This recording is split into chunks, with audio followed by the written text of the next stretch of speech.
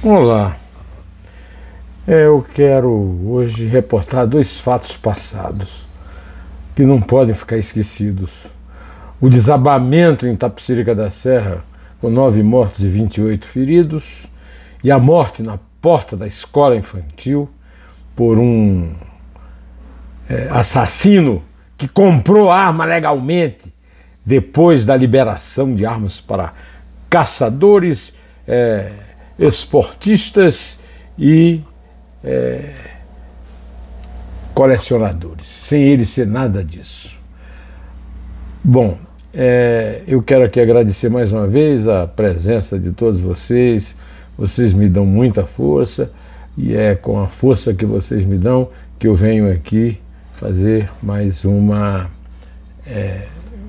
vídeo aqui com os assuntos que merecem ser comentados na cena política brasileira, né? Hoje é quarta-feira, dia 21 de setembro de 2022, e nós vamos pegar uma notícia de anteontem. Ontem eu fiz um comentário exclusivo sobre o discurso que o presidente Bolsonaro fez na abertura da Assembleia Geral da ONU, então me perdi na oportunidade que eu tive de comentar o desabamento do galpão, no qual 64 pessoas assistiam à campanha de 2 candidatos a deputado de partidos do governo. Estou querendo acusar o governo de nada, só registrar o fato, né? A verdade é que esse assunto não pôde entrar por falta de tempo no vídeo de ontem, então tem que abrir o de hoje. É uma coisa, no Brasil, uma coisa da falta de vergonha absoluta, da falta de gestão, da falta de fiscalização. A gente vê imagem na TV, é espantoso o tamanho, é espantosa a dimensão do galpão da tal empresa Multitainer. E aí a direção da empresa tem a cara de pau de no dia seguinte a uma queda dizer que não sabe por que caiu. Caiu porque não tinha nem autorização para funcionar, porque tinha 64 pessoas num espaço que não foi revisado por nenhum técnico que não pertencesse à empresa.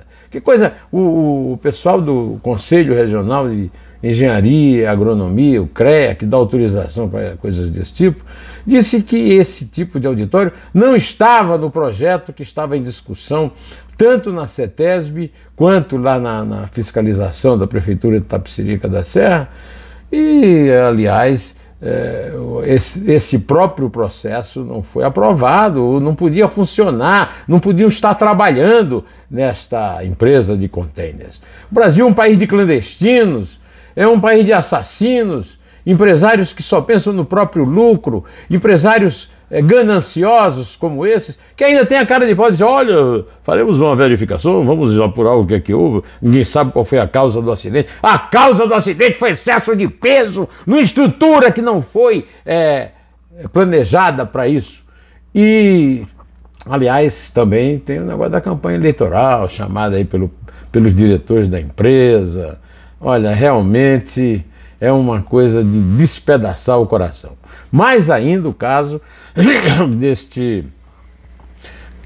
Ezequiel Lemos Ramos, de 39 anos, que na porta da escolinha O Rei Leão atirou com uma arma que ele adquiriu como se fosse caçador, atirador ou colecionador, dentro do programa CAC, que é um programa absurdo. Somente um governo fascista, um desgoverno fascistoide como o de Bolsonaro pode fazer um projeto que libere a compra de armas e que não tirou, inclusive, do Exército a capacidade de julgar que arma o cidadão pode, e criou essa categoria falsa, o CAC, né?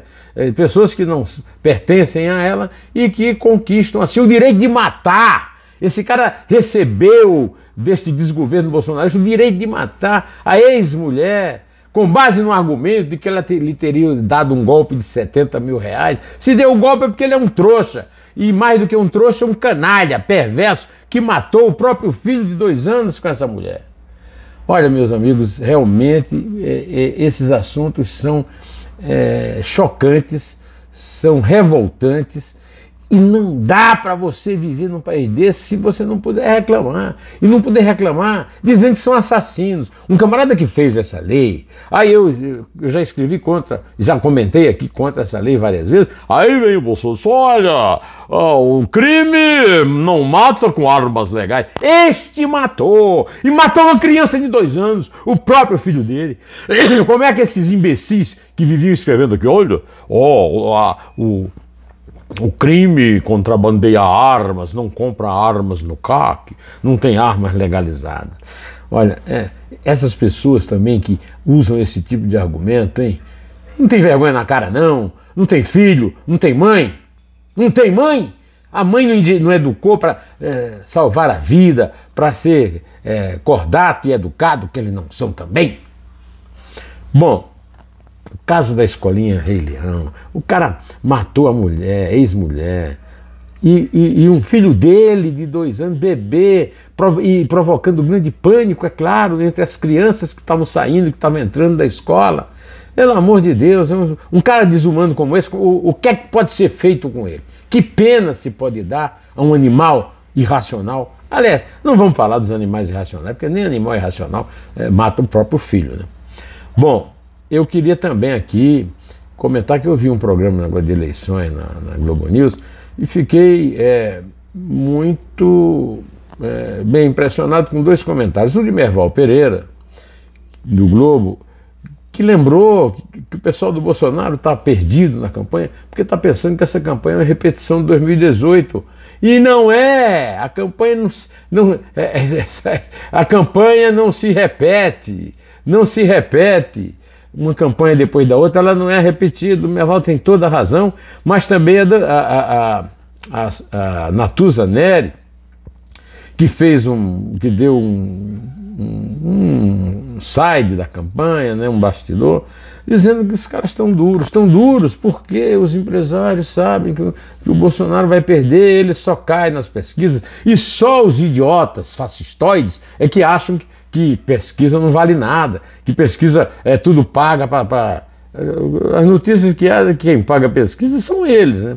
Aliás, nem precisa haver denúncia de pesquisa paga, há denúncia concreta, não suspeita, de o uso do dinheiro público pelo Bolsonaro na campanha. Eu vivo denunciando isso aqui, e não tem Tribunal Superior Eleitoral para punir, porque é tudo um bando de covardes, além de covardes, não tem moral porque liberaram o Lula, condenado em 3 instâncias, depois liberado por uma jogada de um ex-militante e de um tucano, né, o Gilmar Mendes e o Celso Fachin, o Edson Fachin, né?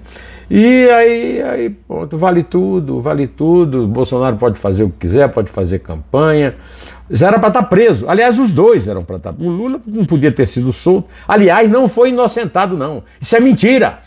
O Lula não foi inocentado, agora foi sim, protegido pelos compadritos lá do Supremo Tribunal Federal que ele nomeou. E há uns que acham ainda que ele vai protegê-los de alguma forma, né? Olha aqui, a Justiça decretou a falência da Itapemirim. Vocês lembram que o governo andou se comprometendo muito com aquela história da companhia aérea da Itapemirim, depois sumiu, ninguém mais... Agora a Justiça decretou a falência da empresa inteira, inclusive dos ônibus. E nesse negócio de ônibus, a empresa tem